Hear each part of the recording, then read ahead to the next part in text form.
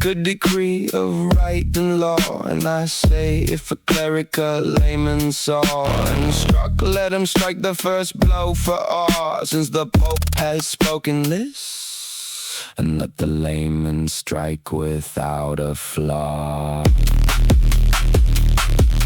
The second blow and the last for all. And then let there be peace and bliss, bliss, bliss, bliss, bliss.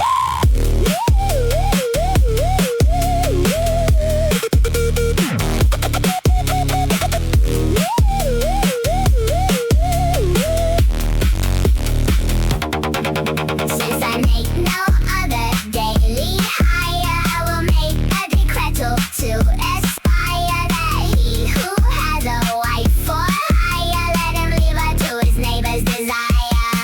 And if he takes her back to his fire, let the children be loyal without liar, since he feeds them and clothes their attire.